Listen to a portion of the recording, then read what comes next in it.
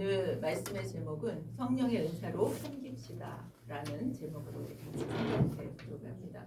PPT 한 장만 넘겨주실래요? PPT 한 장 넘기면 고린도라고 하는 곳이 보이는지 모르겠습니다. 그 핑크 색깔로 나오는 그 반도의 이름이 펠로폰네소스 반도 이렇게 쓰여 있습니다. 그래서 그리스 본토에서 지금 그 펠로폰네소스 반도로 이어지는 지협에 있는 도시가 고린도입니다.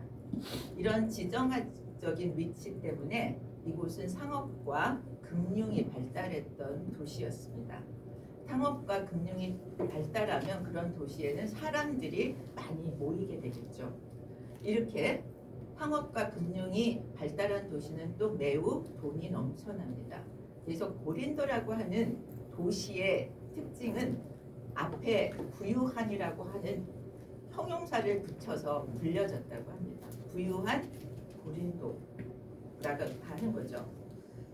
그 옆에 그 반도 그 본토에 있었던 아테네와 고린도의 차이는 아테네는 매우 뭐예요? 학문적인 열망이 높았던 도시였습니다. 반면에 고린도는 아카데미에 관한 그런 열망이 있었다는 기록이 전혀 없고 그 도시는 부유하기 때문에 매우 즐거움과 쾌락을 추구했던 그런 문화가 많았던 팽배했던 도시였습니다.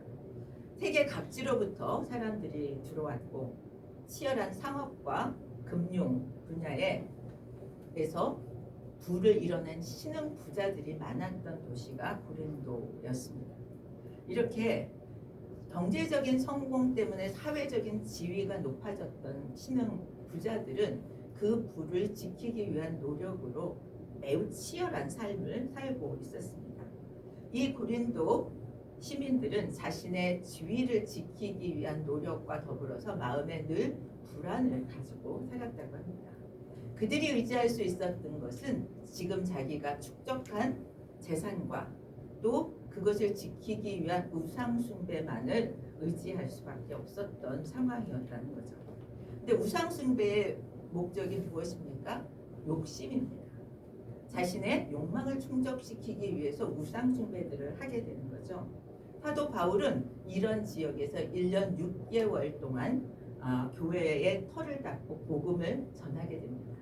그리고 거기서 1년 6개월 동안 그 사역을 하고 이제 에베소로 돌아가서 고린도 교회가 세워진 지 4, 5년쯤 되었을 때 고린도 교회의 첫 번째 편지를 쓰게 됩니다.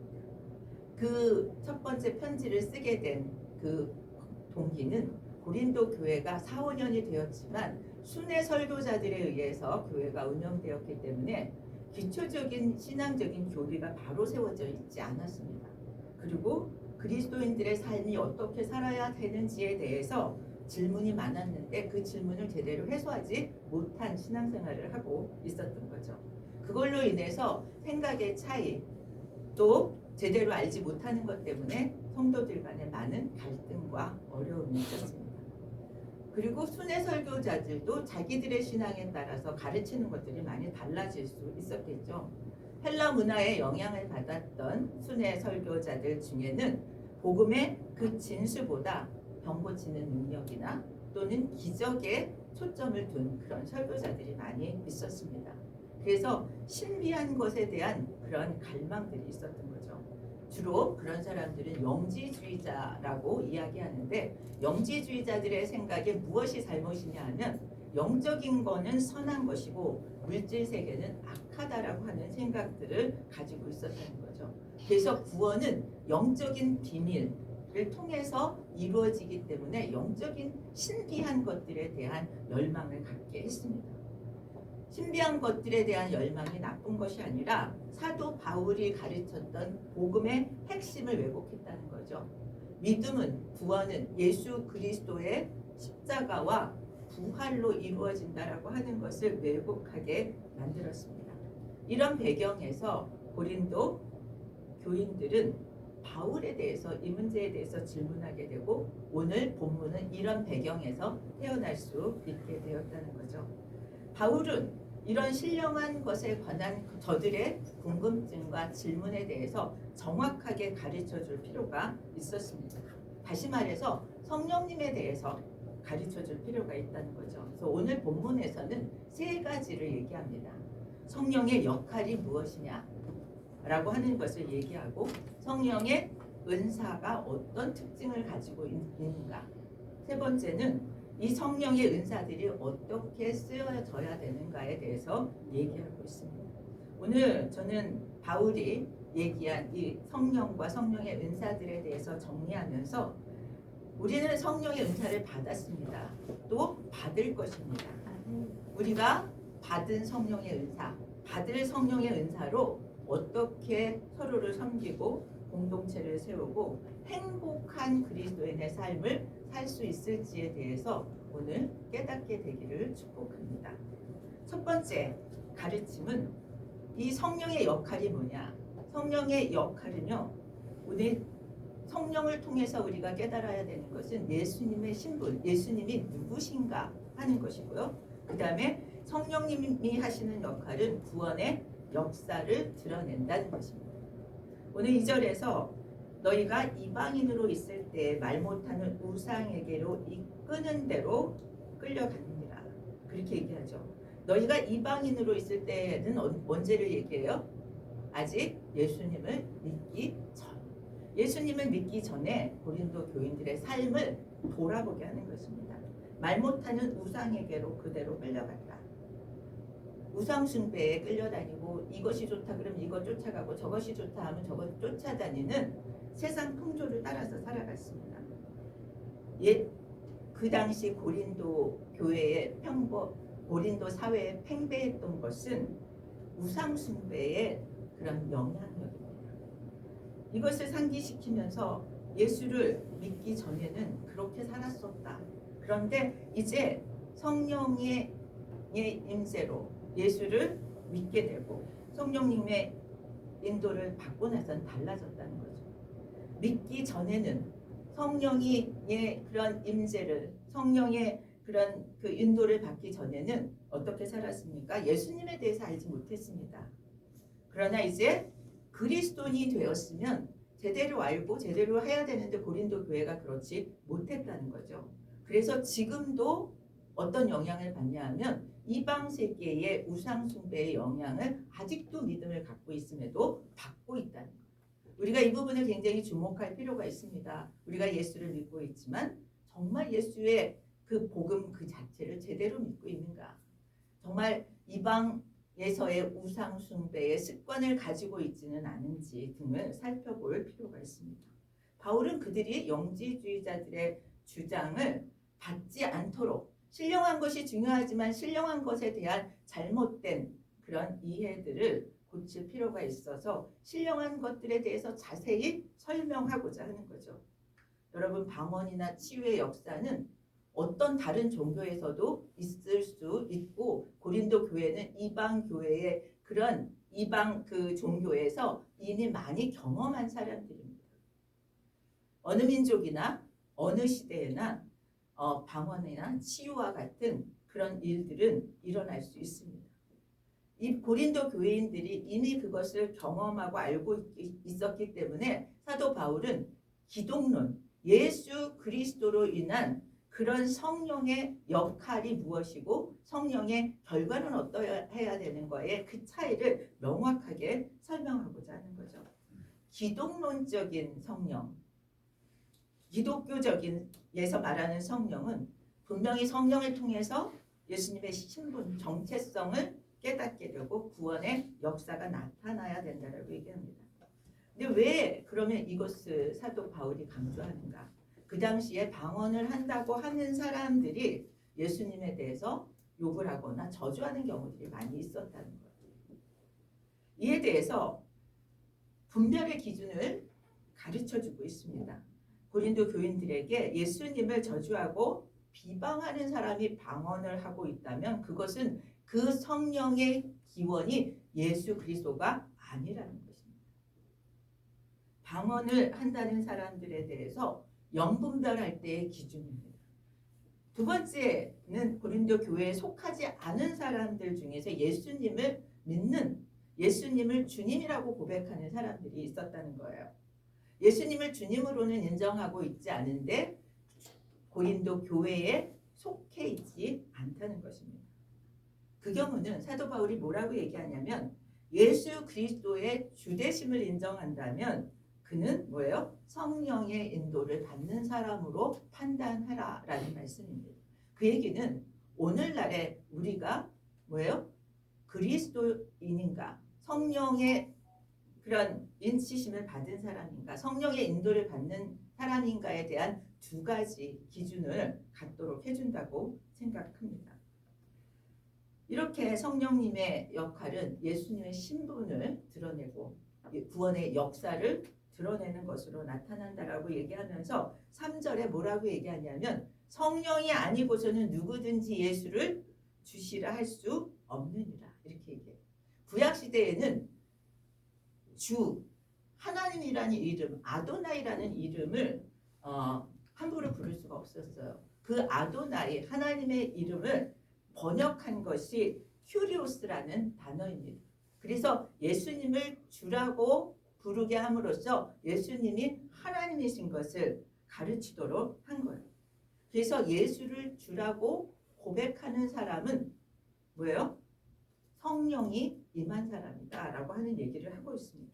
어떤 사람이 예수님의 주님의 신분을 인정하지 않는다면 예수님의 주되심을 주님으로 인정하고 주님으로 모시지 않는다면 그 사람은 하나님의 영을 받지 못한 사람이라고 판단해라라는 것입니다. 예수님의 주되심 그것에 인정하냐 인정하지 않느냐가 하나님의 임재와 역사를 경험했냐 경험하고 있지 못하냐라고 하는 것이죠. 이렇게 성령님의 역할은 예수님이 누구신가가 드러나고 또 구원의 역사가 일어나는 것으로 성령님이 하시는 일이라고 하는 것을 깨닫는다면 우리는 성령의 여부를 분간하는 기준이 분명하게 되어질 것입니다. 두 번째는 4절부터 6절까지 바울이 고린도전서에서 성령의 은사의 특징을 설명하고 있습니다.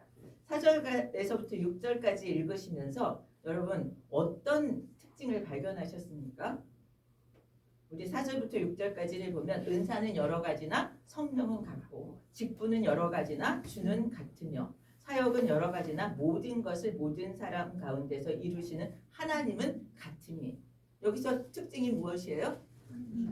하나님 한 분, 성령 한 분. 그러니까 한 성령, 같은 성령, 하나라는 얘기를 하고 있죠. 그런데 또 뭐예요? 은사는 여러 가지고 직분은 여러 가지고 사역은 여러 가지고 성령의 기원은 한 분입니다. 그런데 다양하게 나타난다라고 하는 얘기를 합니다. 어떻게 주신다고 얘기하냐면 하나님은 우리에게 은사를 주실 때 우리의 형편과 처지와 상황에 따라서 한 성령이지만 다양하게 주신다는 말씀입니다. 그래서 각자가 가지고 있는 은사가 다 달라요. 맞습니까? 성격도 태어날 때 맞는 것도 다르시고 또 성령의 은사도 다 다르게 주어집니다. 저는 우리가 사람의 경우를 생각하면 내가 누군가에게 무엇을 줄 때 여러 가지 경우에 주는 경우가 있습니다. 여러 가지 경우에 누군가에게 무엇을 주게 됩니다. 상대방이 무언가를 너무 잘해서 무언가를 주게 될 때 그것을 뭐라고 얘기하죠? 너무 잘해서 주는 거예요. 상입니다. 내가 다른 사람한테 조금 뭔가 잘못한 게 있어요. 그래서 그 잘못한 것에 대해서 미안한 마음으로 주는 것을 뭐라고 얘기합니까? 법 공부하는 것 같은데 뭐라고 얘기하죠? 배상. 배상이라고 얘기합니다. 세 번째는 내가 누구한테 좀 잘 보여야 되는 경우가 있어요. 그래서 잘 보여서 그 사람이 나한테 뭘 잘해주기를 바라서 주는 것이 있습니다. 그걸 뭐라고 그러죠? 뇌물. 맞습니다. 그런데 그 다음에는 뭐냐면 상대방에게 아무런 것도 바라지 않고 그냥 기쁘게 주는 것이 있습니다. 그게 뭐예요? 선물이에요. 선물은 대가를 바라지 않고 주는 것이기 때문에 주는 사람도 기쁘게 주고요. 받는 사람도 부담 없이 기쁘게 받습니다. 그래서 우리는 가족의 생일이나 또는 친구의 생일이나 이럴 때 막 축하하면서 선물 주죠. 뭘 주면 좋아할까 이러면서 시험을 앞둔 사람에게는 막 격려해서 시험 좀 잘 보라고 또 뭐 선물을 보내고 주고 합니다. 또는 너무 내게 해준 게 고마워서 그냥 아무것도 바라지 않고 그냥 감사의 마음을 전하기 위해서 선물을 주기도 합니다. 선물은 조건이 없습니다. 근데 성경에서 오늘 뭐라고 얘기하냐면 성령의 은사는 선물이에요. 뭘 잘해서 주는 것도 아니고 뭘 받으려고 주는 것도 아니고 그냥 기쁘게 받고 기쁘게 쓰라는 거예요. 믿으십니까? 아멘. 하나님은 아무것도 우리에게 대가를 바라지 않고 선물을 주셨어요. 고린도 교인들에게 그렇게 선물을 주셨다고 알려집니다. 그런데 줄 때 어떻게 줘요? 우리가 누구한테 선물을 사보시고 선물을 준비할 때 마음이 어떻습니까? 응? 이거 무엇을 주면 저에게 꼭 필요할까? 무엇을 주면 저가 기뻐할까? 사람마다 다 다르겠죠. 그래서 오죽하면 뭐예요? 그 5가지 선물을 얘기하죠. 5가지 무엇을 받았을 때 가장 기쁠까가 사람마다 다 다르다고 하는 거죠. 그냥 함께 있어주기만 해도 좋은 사람이 있고 물질로 선물을 받을 때 좋아하는 사람이 있고 격려의 말이 그냥 충분한 사람도 있고 여러분 각 사람의 취향이나 각 사람의 필요에 따라서 하나님은 각기 다르게 선물을 우리에게 주셨습니다. 누구께 더 좋고 누구께 더 가치 있고 더 값있고 이렇지 않아요. 우리가 누군가를 위해 선물을 준비할 때 똑같은 그런 마음으로 하나님 우리에게 주셨다고 생각해요. 성령님의 선물은 그렇게 우리에게 주신 것입니다. 그래서 내게 주신 은사와 능력을 어떻게 해야 돼요? 기쁘게 인정해야 돼요. 믿으십니까? 그리고 기쁘게 받을 뿐만 아니라 그것을 기쁘게 써야 되는 줄 믿습니다. 은사는요 쓰라고 주신 거예요. 은사를 씀에 있어서도 굉장히 조심스러운 부분이 없지 않아 있습니다.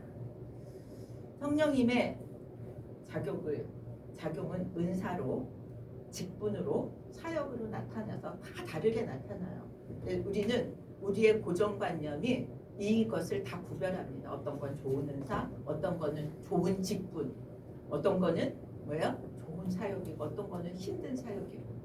여러분 은사에 따라서 직분도 맡고 은사에 따라서 사역을 하게 될 때 하나님 기쁘게 받으시는 줄 믿습니다.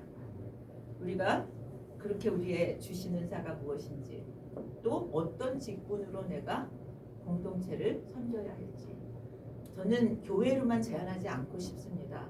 우리에게 주신 것들은 우리의 삶의 모든 터전에서 그렇게 아름답게 쓰라고 주셨다고 생각되어져요. 가정에서, 직장에서, 교회에서 또는 뭐 사회에서 그렇습니다. 그런데 여기서 중요하게 얘기하는 것은 바울은 성령의 은사는 다양하지만 뭐예요? 근원은 하나라고 하는 거예요. 우리는 하나님으로부터 다 다른 은사를 받았습니다. 그래서 하나님의 통일성, 일치와 뭐예요? 이 다양성을 하나로 묶는 공동체가 하나님 기뻐하시는 공동체라는 거죠. 다양한 은사를 가진 성도들이 뭐예요? 각자 가진 은사로 다른 사람을 섬기는 일이 우리에게 은사를 주신 목적인 줄 믿습니다. 은사 받으면 그러면 공동체만 위해서 내가 일해야 되느냐 은사로. 여러분 그렇지 않아요. 은사는요 개인에겐 더 말할 수 없이 기쁜 일이고 좋은 일이고 유익한 일입니다. 영적인 은사 여러분 갈망하십시오. 방언, 예언, 여러분 통변 다 하시기를 바라시기 원합니다. 신유 여러분 너무 필요합니다. 또 능력 행함 영분별을 말할 것도 없어요. 우리는 하나님께서 우리에게 다 주실 수 있는 은사고 쓰시고자 하시는 대로 주실 줄 믿습니다. 은사로 자기에게도 유익이지만 다른 사람에게 유익이 되게 하기 위해서 은사를 쓰라고 얘기해요. 7절에 보면 뭐라고 되어 있는가 하면 각 사람에게 성량을 나타내심은 유익하게 하려. 또 어떤 사람은 그렇게 얘기해요. 은사를 받아서 공동체를 위해서 열심히 하려고 그러면 너무너무 자기에게는 뭐 힘든 일 아닌가. 여러분, 개인에게 더 큰 유익이 있습니다. 개인의 유익만 취하라고 하는 얘기가 아니라 개인의 유익뿐만 아니라 공동체에 덕을 끼치는 데 힘쓰라는 얘기를 하고 있는 거예요. 7절 이하에서 바울은 각 사람에게 성령의 나타내심의 결과가 은사라고 얘기합니다. 성령이 나타내신 게 뭐라고 나타나요? 개인에게 은사로 나타난다고 얘기합니다. 성령의 은사는 성령님이 존재하신다는 것을 우리가 알 수 있고요. 성령의 은사는 성령님이 지금 활동하신다는 것을 알 수 있습니다. 계속해서 한 성령님에 의해서 주어지고 그 성령에 의해서 은사가 작동되어지고 그 은사로 다른 사람들에게 나누어진다라고 하는 것을 얘기해주고 있어요.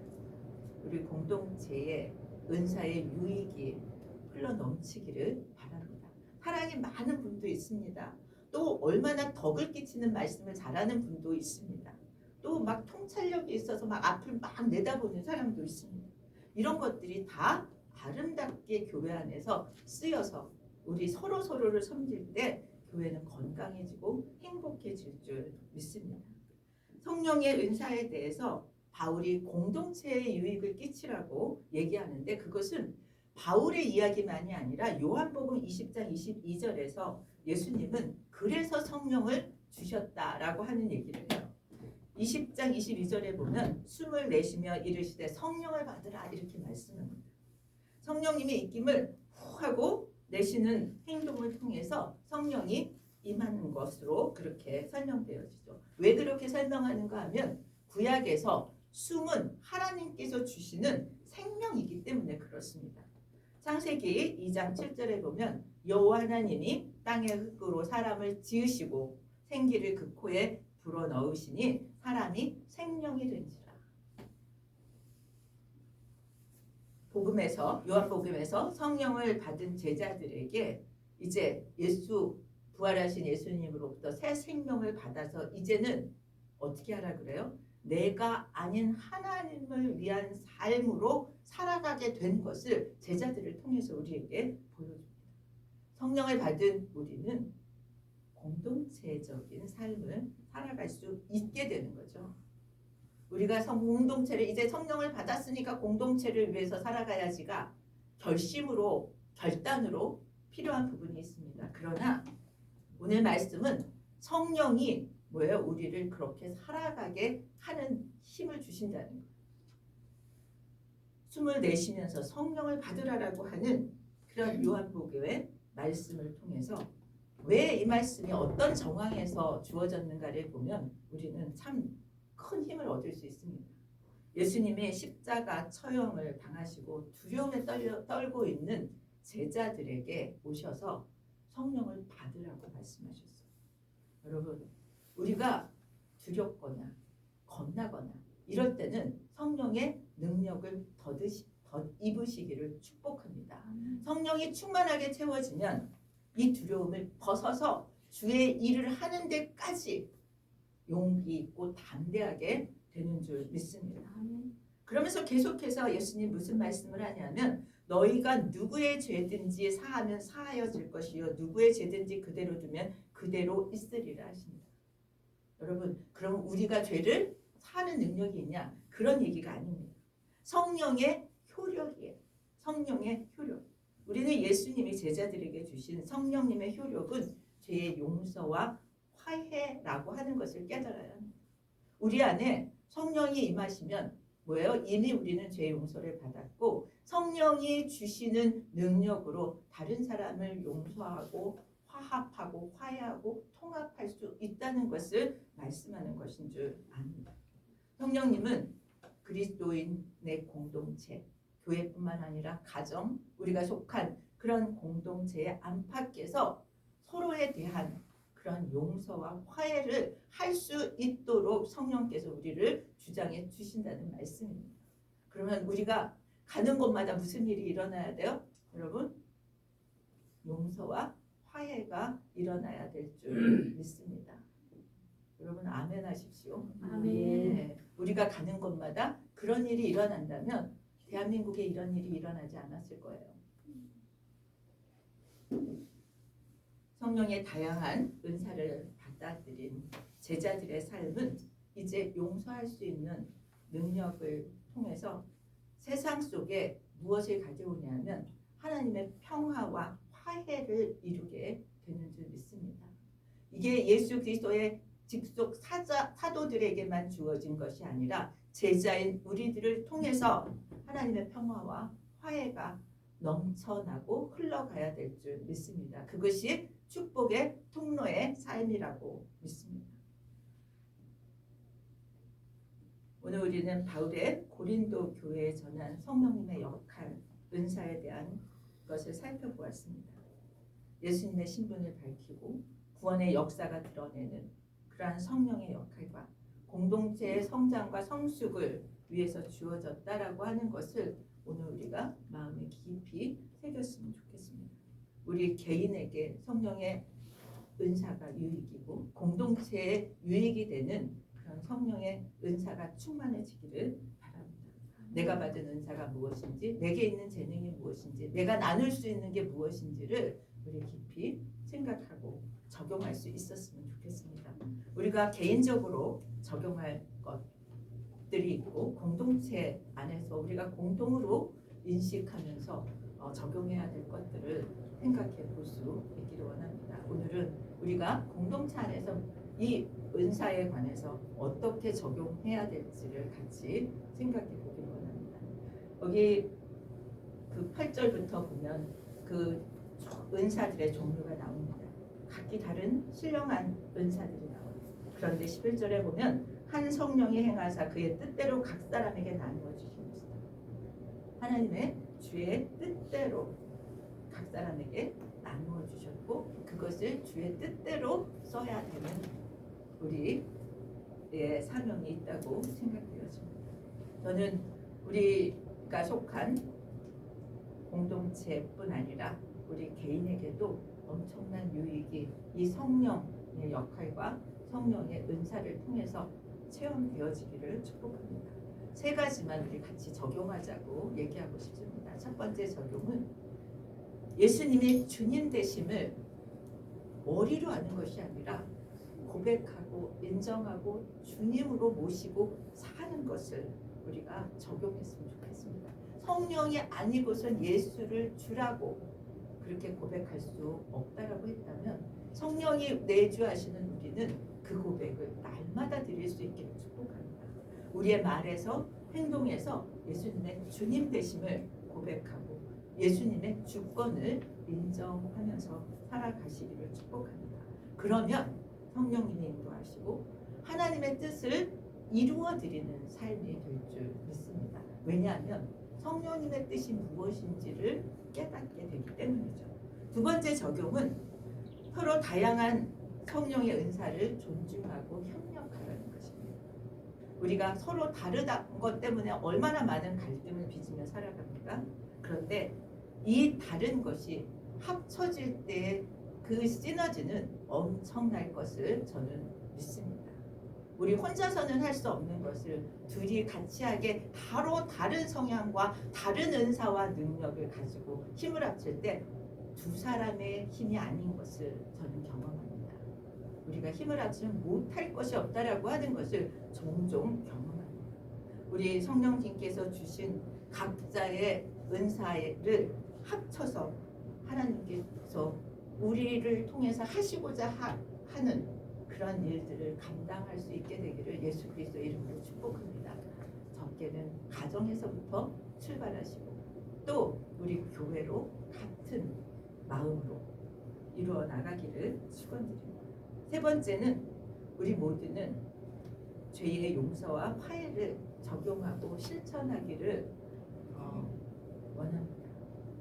은사를 받은 우리는 일상생활 속에서 서로의 연약함을 용납하고 용서하고 화해를 이루기를 원합니다.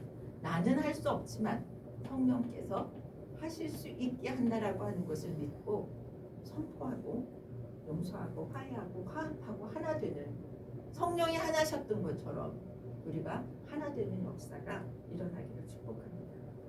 개인적인 갈등이 있을 때 성령이 인도하심을 따라 마음을 열고 이해하고 공감하고 사과할 줄 알고 용서할 줄 알게 된다면 우리가 있는 곳마다 천국이 임하게 될 줄 믿습니다. 우리는 이제 서로를 위해서 함께 기도하고 지지하는 그런 공동체가 되기를 소원합니다. 교회뿐만 아닙니다. 우리 지난주에 우리 김혜성 선생님 그 폐렴 걸려서 입원했고 같이 그 가정을 위해서 기도했는데 제가 가보니까 많이 연약해져 있더라고요. 마음도 연약해져 있고 몸도 많이 연약해져 있고, 여러분 기도해 주신 것 감사하고요. 어제 퇴원을 했다고 합니다. 그리고 계속해서 CT 촬영하면서 점검을 해야 된다고 합니다. 우리가 함께 그렇게 위해서 기도할 수 있고, 그리고 연약함을 지지해주고 또 성장하도록 함께 하는 그런 은혜교회가 되어지고 우리의 가정들이 되어지기를 축복합니다. 우리는 우리의 고민이 무엇입니까? 이 녹록지 않은 세상에서 그리스도인으로서 어떻게 하면 승리할 수 있을까가 우리의 기도 제목인 줄 압니다. 오늘 적용 3가지를 통해서 우리는 그러한 그리스도인의 삶을 누릴 수 있는 그러한 발걸음을 뗄 거라고 믿습니다. 성령의 인도하심을 따라서 예수님의 주되심을 고백하고 인정하고요. 다른 은사를 가진 사람을 존중하고 화합하고 연약함을 용납하고 용서하고 화해한다면 우리에게도 기쁨이요 저들에게도 기쁨이 되는 그러한 삶이 될 줄 믿습니다. 여러분들의 가정은, 여러분들이 속한 공동체가, 우리의 교회가 이렇게 삶으로 하나님께 영광을 돌리게 되기를 예수 그리스도의 이름으로 축원드립니다. 우리 다 같이 일어나서 390